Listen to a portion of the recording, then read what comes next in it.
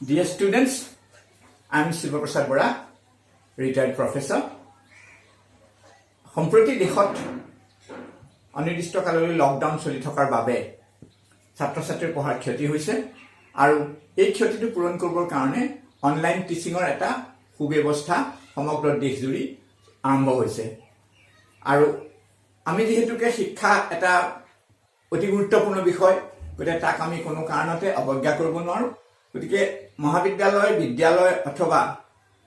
বিশ্ববিদ্যালয় নখোলালৈকে এই অনলাইন পাঠ্যক্ৰম অনলাইন পাঠদান অনলাইন শিক্ষাদান চলি থাকিব আজি মই তোমালোকক নেৰেশ্যনৰ বিষয়ে বুজাব বিচাৰিছো নেৰেশ্যন এটা গুৰুত্বপূৰ্ণ বিষয় ইংৰাজী গ্ৰামাৰৰ প্ৰশ্ন কাকতত নেৰেশ্যনৰ ওপৰত প্ৰশ্ন থাকে তাৰ এটা গুৰুত্বপূৰ্ণ বিভাগ আৰু তাৰ লগতে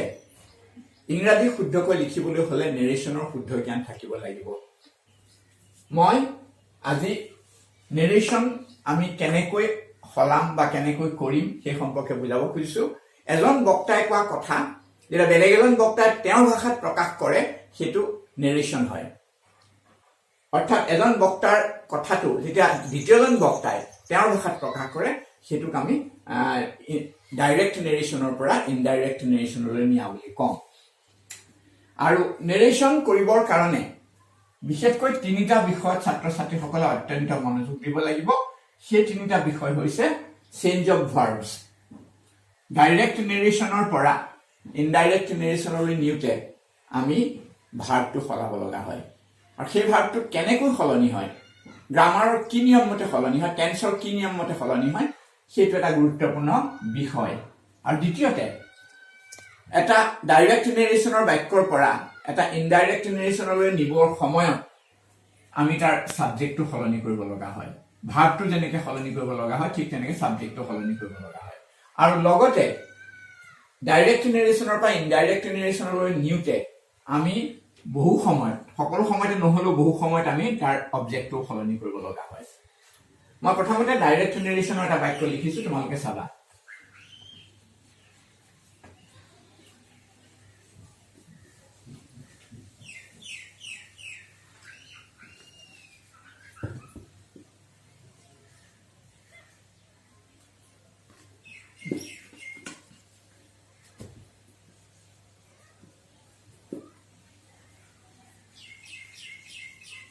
মই খুব সহজ বাক্য এটা লিখিছো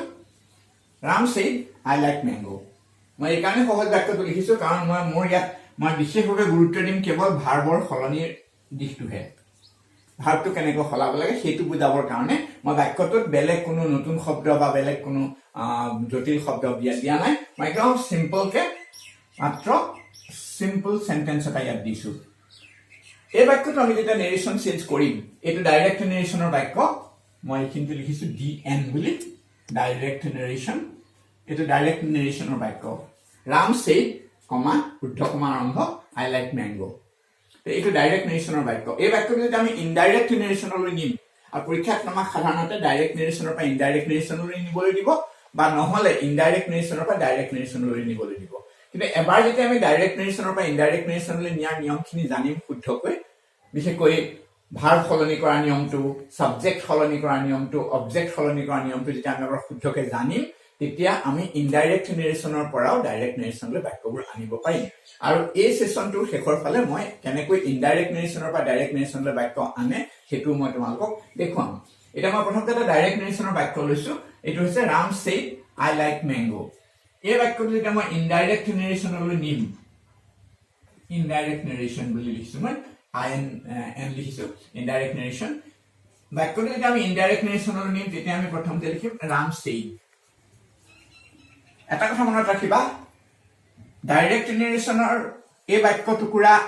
আমি কওঁ ৰিপোৰ্টেড স্পিচ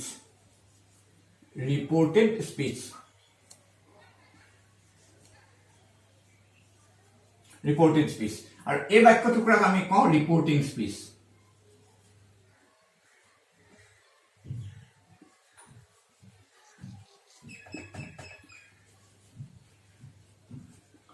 কিন্তু তোমালোকে এনেকৈ বুজিব নালাগে তোমালোকে এনেকৈ সহজকৈ বুজা যে ঊৰ্ধ্বকমাৰ ভিতৰত থকা বাক্যটোক কয় ৰিপৰ্টেড স্পীচ, ঊৰ্ধ্বকমাৰ বাহিৰৰ টুকুৰাক কয় ৰিপৰ্টিং স্পীচ। আৰু আমি বুজিবৰ সুবিধাৰ কাৰণে ঊৰ্ধ্বকমাৰ ভিতৰত থকা বাক্যটো ঊৰ্ধ্বকমাৰ বাহিৰত থকা বাক্যটো এনেকৈ কম। ঊৰ্ধ্বকমাৰ বাহিৰত থকা বাক্যটোৰ ভাৰ্বটো আছে পাষ্ট টেন্সত। মই এই টুকুৰা পুনৰ মোহাৰি দিছো বাক্যটো স্পষ্টকৈ ওলাবৰ কাৰণে।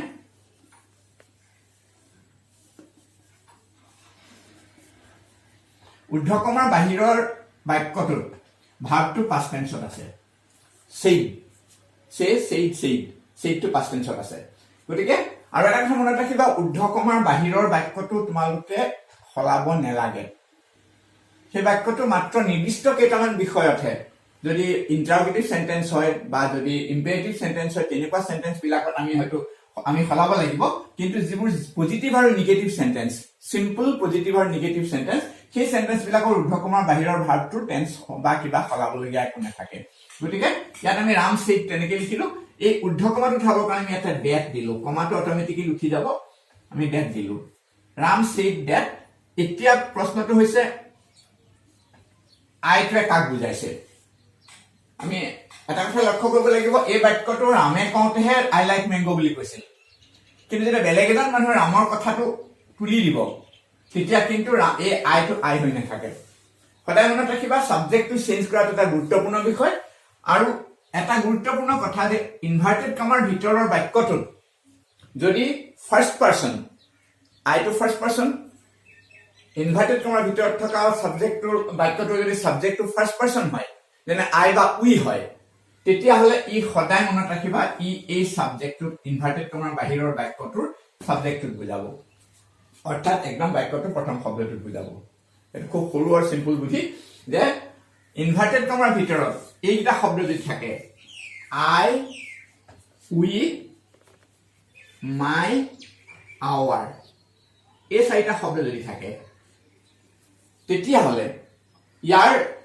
ই সদায় ইনডাইৰেক্ট নেৰেশ্যনলৈ নিওঁতে ইনভাৰ্টেড কমাৰ বাহিৰৰ বাক্যটোৰ ছাবজেক্টটোক বুজাব। ইয়াত যেনেকৈ আইটোৱে ৰামক বুজাইছে, এই কথা মনত ৰাখিব লাগিব। সেইকাৰণে চেঞ্জ অফ ছাবজেক্টটো এটা গুৰুত্বপূৰ্ণ। বহু সময়ত আমাৰ এই বস্তুটো ভুল হৈ যায়। গতিকে ৰাম ছেইড ডেট আই হিয়াৰ, আইটোৱে ইয়াত ৰামক বুজাই আচলতে, কিন্তু ৰামটো আমি দ্বিতীয়বাৰ নিলিখো, যিহেতুকে ৰামৰ কথাটো প্ৰথমতে উল্লেখ আছে। গতিকে ৰামৰ বদলি আমি লিখিম হি। ৰামটো দ্বিতীয়বাৰ লিখিবলৈ দৰকাৰ নাই, ৰামৰ বদলি আমি লিখিম he. Ram said that he. Inverted কমাৰ ভিতৰৰ ভাৰ্বটো আছে প্ৰেজেন্ট টেন্সত, লাইক। আৰু ইনভাৰ্টেড কমাৰ বাহিৰৰ বাক্যটোৰ ভাৰ্বটো আছে পাষ্ট টেন্সত, অৰ্থাৎ পাষ্ট ইনডেফিনিট টেন্সত। ইনভাৰ্টেড কমাৰ ভিতৰৰ ভাৰ্বটো আছে প্ৰেজেন্ট ইনডেফিনিট টেন্সত, আৰু ইনভাৰ্টেড কমাৰ বাহিৰৰ ভাৰ্বটো আছে পাষ্ট ইনডেফিনিট টেন্সত। নেৰেশ্যনৰ নিয়মটো হ'ল, যদি ইনভাৰ্টেড কমাৰ বাহিৰৰ ভাৰ্বটো পাষ্ট ইনডেফিনিট টেন্স হয় আৰু ইনভাৰ্টেড কমাৰ ভিতৰৰ ভাৰ্বটো যদি প্ৰেজেন্ট ইনডেফিনিট টেন্স হয়, তেতিয়াহ'লে ইনডাইৰেক্ট নেৰেশ্যনত ইনভাৰ্টেড কমাৰ ভিতৰৰ ভাৰ্বটো অটমেটিকেলি পাষ্ট ইনডেফিনিট হৈ যায়। ইয়াত তেনেকৈ ইয়াত লাইক আছে, কিন্তু লাইকৰ পাষ্ট ইনডেফিনিট ফৰ্মটো হ'ল like. Ram said that he liked mango. মেংগোটো আমি সলনি কৰিব লগা নাই, কাৰণ মেংগোটো পাৰ্চন নহয়, আৰু ছাবজেক্টখিনি পাৰ্চন হ'লে সলনি হ'ব। গতিকে এতিয়া আমি এটা চিম্পল নিয়মত দুটা কথা অবজাৰ্ভ কৰিলো। এটা হ'ল ইনভাৰ্টেড কমাৰ বাহিৰৰ ভাৰ্বটোৱে ইনভাৰ্টেড কমাৰ ভিতৰৰ ভাৰ্বটোক মডিফাই কৰিলে, অৰ্থাৎ সলনি কৰিলে। ইনভাৰ্টেড কমাৰ বাহিৰত simple present simple past tense আছিলে, ইনভাৰ্টেড কমাৰ ভিতৰত চিম্পল প্ৰেজেন্ট টেন্স আছিলে। গতিকে দুইটা মিলি ইনভাৰ্টেড কমাৰ ভিতৰৰ ভাৰ্বটো চেঞ্জ হৈ পেলাই লাইকড হ'ল। সেইটো এক নম্বৰ কথা, যিটো মই চেঞ্জ অফ ভাৰ্বছ বুলি কৈছো। আৰু দুই নম্বৰ কথাটো হ'ল ইনভাৰ্টেড কমাৰ ভিতৰৰ ছাবজেক্টটো, ভিতৰৰ বাক্যটোৰ ছাবজেক্টটো যদি ফাৰ্ষ্ট পাৰ্চন বা ফাৰ্ষ্ট পাৰ্চন ৰিলেটেড ৱৰ্ড হয়, যেনেকে আই, উই, মাই ব্ৰাদাৰ, ইউৰ, মাই চিষ্টাৰ, আৱাৰ ফাদাৰ, তেনেকুৱা ধৰণৰ যদি হয়, সি সদায় ইনভাৰ্টেড কমাৰ বাহিৰৰ বাক্যটোৰ সেই ছাবজেক্টটোক ল'ব। যেতিয়া পৰীক্ষাত কনফিউজন লাগে, তোমালোকে এনেকৈ কাঁড় মাৰি কুৱেশ্যন পেপাৰত মিলাই ল'বা, তাৰপিছত পৰীক্ষাত বহীত লিখিবা। গতিকে এই কথাটো মনত ৰাখিব লাগিব, ফাৰ্ষ্ট পাৰ্চনটো সদায় ইয়াৰ ছাবজেক্টটোক ল'ব। ফাৰ্ষ্ট পাৰ্চন আৰু ফাৰ্ষ্ট পাৰ্চনৰ লগত ৰিলেটেড যিবিলাক ৱৰ্ড, যেনে মাই হাউচ, মাই ফাদাৰ, এনেকুৱা বাক্যবোৰ ই সদায় বক্তাজনৰ, ফাৰ্ষ্ট পাৰ্চনৰ মানুহজনৰ কি ফাৰ্ষ্ট ৱৰ্ডটো, অৰ্থাৎ ইয়াৰ ছাবজেক্টটো গ্ৰহণ কৰিব। এইটো এক নম্বৰ, এইটো এটা চিম্পল চেণ্টেন্স। কিন্তু এতিয়া মই টেন্স ইয়াৰ পাছৰ টেন্স বিলাকলে মই সিস্টেমেটিক্যালি ইন past indefinite আৰু present indefinite is equal to কি past indefinite past present continuous is equal to কি এনেকুৱা ধৰণৰ যিবিলাক হেৰি সেইবিলাক মই পাছৰ ফেজত আহিম এতিয়া মই আকৌ এটা বাক্য বুজাব খুজিছো সেই বাক্যটোত মই আৰু দুটামান অকমান কমপ্লিকেটেড কৰি পেলাই আগলৈ লৈ যাম বস্তুটো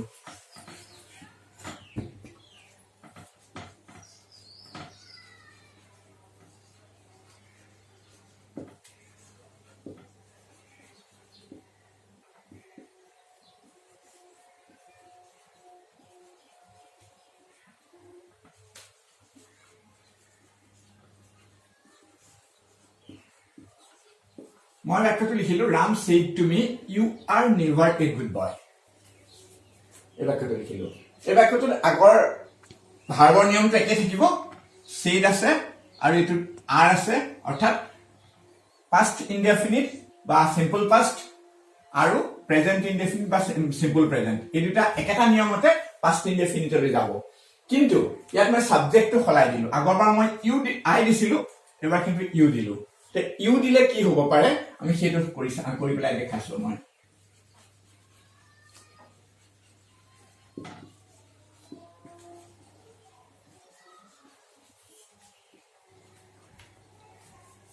সদায় এটো কথা মনত ৰাখিব লাগিব ইনভাৰ্টেড কমাৰ ভিতৰৰ বাক্যটোৰ সাবজেক্টটো যদি সেকেন্ড পাৰসন হয় অৰ্থাৎ ইউ হয় বা সেকেন্ড পাৰসনৰ লগত সম্বন্ধ থকা শব্দ হয় সেকেন্ড পাৰসন ৰিলেটেড ওয়াৰ্ড হয় যেনে ইউৰ ফাদাৰ ইউৰ মাদাৰ তেনেকুৱা যদি হয় তেতিয়া হলে ই সদায় অবজেক্টটো গ্ৰহণ কৰিব ইনভাৰ্টেড কমাৰ বাহিৰৰ অবজেক্টটো গ্ৰহণ কৰিব সেইটো এটা গুৰুত্বপূৰ্ণ কথা কাৰণ এই ইউটোৱে আসলতে মোক বুজাইছে ৰামে মোক কলে তুমি এটা বেয়া লৰা বা তুমি কেতিয়াও ভাল লৰা নাছিলা গতিকে এই ইউটোৱে মোক বুজাব গতিকে তেনেকৈ বাক্যটো উলিয়াবলৈ দিগদাৰি লাগিলে আমি সিম্পল এনেকে ল'ব লাগে সদায় যে ইনভাৰ্টেড কমাৰ ভিতৰৰ বাক্যটোৰ সাবজেক্টটো যদি সেকেন্ড পাৰসন হয় বা সেকেন্ড পাৰসনৰ লগত সম্বন্ধ থকা শব্দ হয় যেনেকৈ ইউৰ ফাদাৰ ইউৰ মাদাৰ এটসেট্ৰা তেতিয়া ই সদায় ইনভাৰ্টেড কমাৰ বাহিৰৰ বাক্যটোৰ অবজেক্টটো বুজায় তাক বুজাব লাগিব গতিকে ইয়াত যেহেতুকে ইউ আৰ কলে গতিকে এটো মি টু আহিব কিন্তু মি টু ইয়াত এনেকে মি হিচাপে নবহে আৰু সেই কাৰণে মি টু আমি কি কৰিব লাগিব সাবজেক্টলৈ নিব লাগিব নিপলা that I are to present indefinite tense আছে কিন্তু এটো past indefinite tense আছে গতিকে are to automatically was লৈ যাব কাৰণ এটো নিয়ম that I was never a good boy I was never Ram said to me that I was never a good boy ইয়াত you to I লেগুচি গল কিন্তু এটো যদি I থাকিলে তেতিয়া আকৌ কিন্তু ৰামকে বুজালেহেঁতেন তো সেই কথাটো মনত ৰাখিব লাগিব এতিয়া এই আৰু এটা বাক্য মই অবজেক্ট চেঞ্জ কৰা বাক্যটা দেখুৱাই দিওঁ সেইটো দেখুৱাই দিলে আৰু অলপ ক্লিয়াৰ হ'ব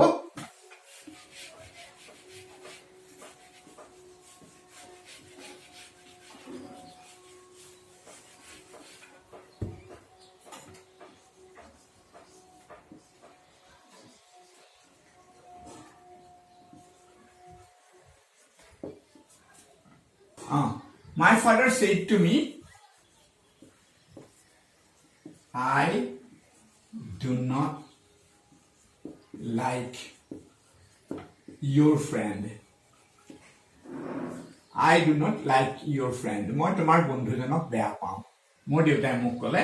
মই তোমাৰ বন্ধুজনক বেয়া পাওঁ এটো past tense আৰু present tense ৰ লগত আছে past indefinite আৰু present indefinite আছে বাক্য দুটা তে এই বাক্যটো চেঞ্জ কৰোতে মই বাকি টেন্স সেন্স বিলাক একে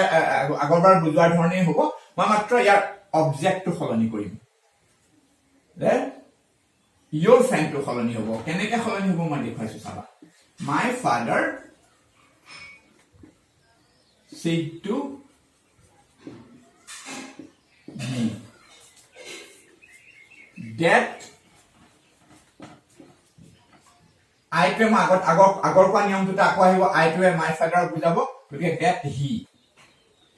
do not automatically past tense লৈ যাব did not like এখিলেকে আমি আগৰ বুজা নিয়মত আহিছে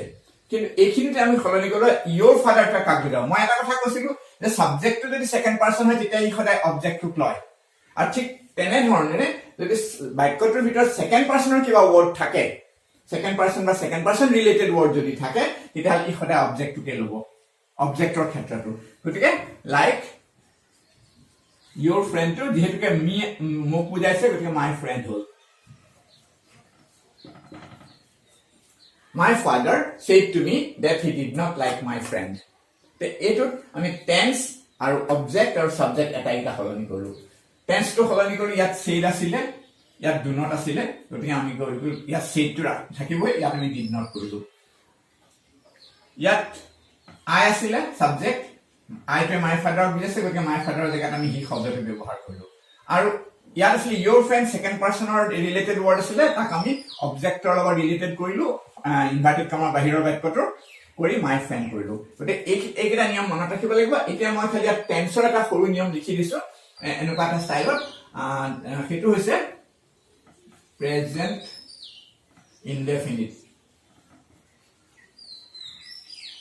indefinite আৰু ইয়াত মই এটা প্লাস চিন দিছো বুজাবৰ কাৰণে এটা ফৰ্মুলা নিচিনাকৈ বস্তুটো উলিয়াই দিবৰ কাৰণে মই এটা প্লাস চিন দিছো দি ইয়াত মই ইনভাৰ্টেড কমাৰ ভিতৰৰ বাক্যটো বুজাবৰ কাৰণে দুটা ইনভাৰ্টেড কমা দি দিছো ইনভাৰ্টেড কমাৰ ভিতৰৰ ভাৰ্বটো সলাব কৰিবৰ কাৰণে present indefinite plus past indefinite plus এক minute past indefinite plus present indefinite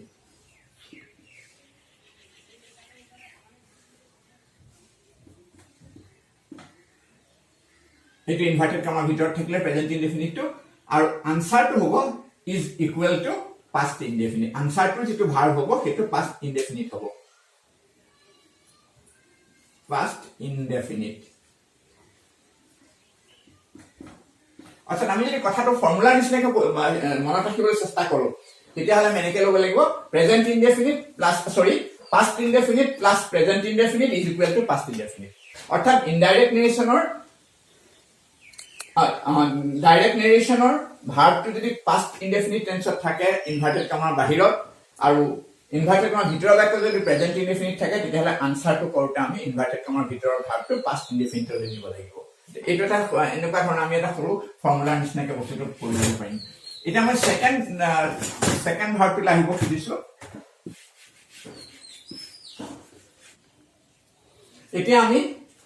বেলেগ এটা বাক্য উদাহৰণ ললো অকল টেন্সটো সলনি কৰাটো দেখুৱাবৰ কাৰণে my father said to me এটো মই past tenseতে কৰো past tenseতে লিখিলো আৰু ইনভাৰ্টেড কমাৰ ভিতৰৰ বাক্যটো কিন্তু মই প্ৰেজেন্ট কন্টিনিউয়াস টেন্সত লিখিলো your mother is preparing dinner গতিকে এটো মই প্ৰেজেন্ট কন্টিনিউয়াস টেন্সত লিখিলো ইনভাৰ্টেড কমাৰ বাহিৰত past tense থাকিলে ইনভাৰ্টেড কমাৰ ভিতৰৰ বাক্যটোত প্ৰেজেন্ট কন্টিনিউয়াস টেন্স থাকিলে বাক্যটো কেনেকৈ সলনি হ'ব তাৰ এক্সাম্পলটো মই কৰি দেখাইছো তোমালোকক my father said to me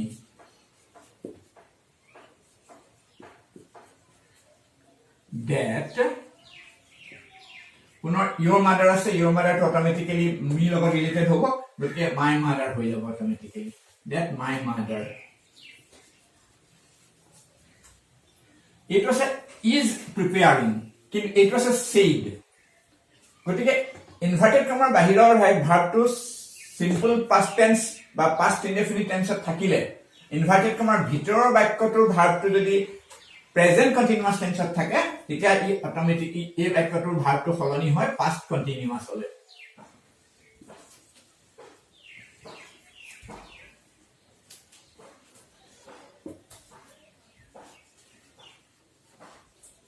এই হল বাক্যটো my mother said to me that my father said to me that my mother was preparing dinner is preparing আসলে is to বদলে গল ঠিক আৰু নিয়মটো হল ইনভাৰ্টেড কমাৰ বাহিৰত যদি past tense থাকে ইনভাৰ্টেড কমাৰ ভিতৰত যদি প্ৰেজেন্ট কন্টিনিউয়াস টেন্স থাকে তেতিয়া হলে দুইটা মিলি past continuous tense হয় আনসাৰটো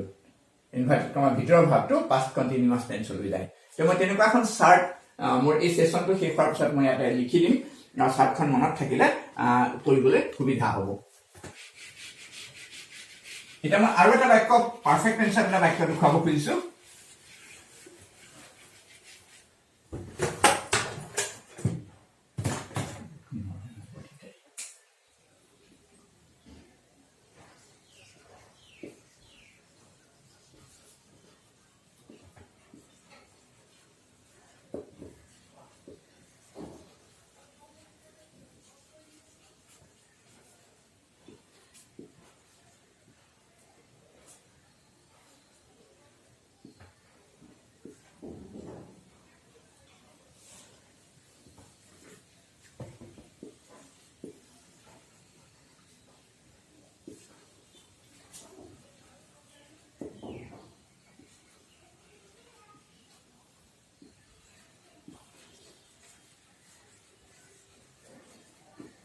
বাক্যটো লিখিছো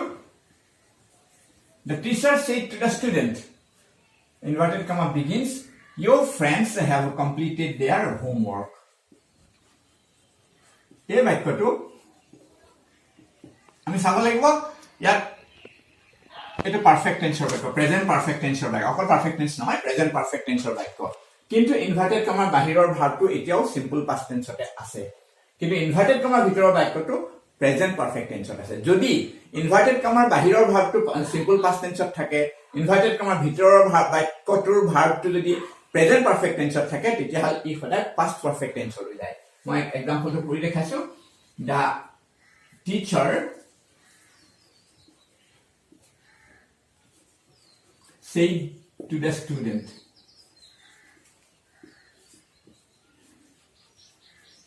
a said to the student a said to তোমাকে told লিখিব পাৰিবা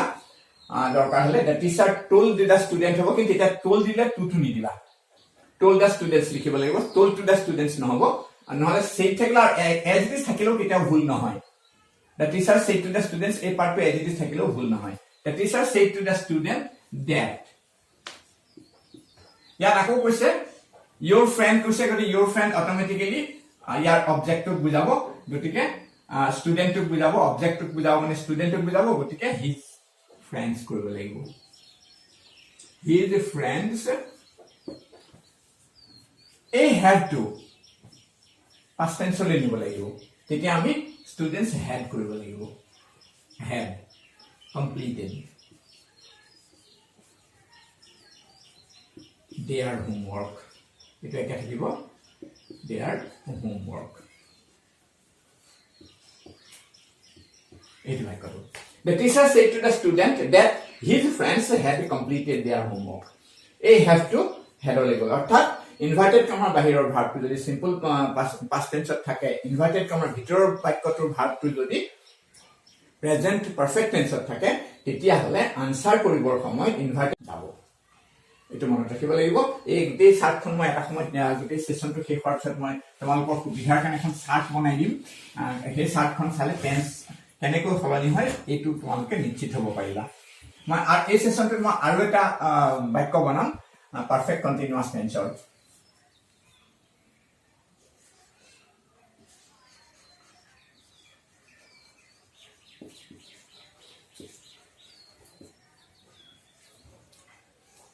Ram said to his sister, I have been reading this novel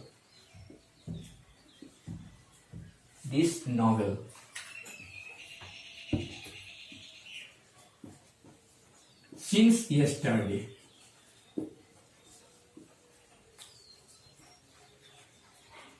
এই বাক্যটো আছে প্রেজেন্ট পারফেক্ট কন্টিনিউয়াস কিন্তু ইনভার্টেড কমাৰ বাহিৰৰ ভাগটো আছে সিম্পল পাস্ট টেন্সত বা পাস্ট ইনডেফিনিট টেন্সত আমি যেটো কওঁ গতে এই পাস্ট ইনডেফিনিট টেন্সটো থকাৰ পাছত ইনভাৰ্টেড কমাৰ ভিতৰৰ বাক্যত যদি প্ৰেজেন্ট পাৰফেক্ট কন্টিনিউয়াস টেন্স থাকে তেতিয়া হলে আমি তাক কিহলৈ সলনি কৰিম এটা আমি চাম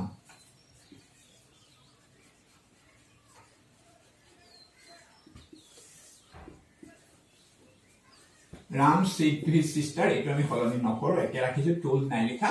said to his sister that ako koso I to Ramole jabo automatically সাবজেক্টলৈ যাব গতিকে ৰামৰ জেগাত আমি হিটো ব্যৱহাৰ কৰিম হি কিন্তু হ্যাভটো আমি হ্যাডলৈ নিম he had been reading the novel reading that novel not this novel novel that novel since the previous day yesterday to the previous day hobo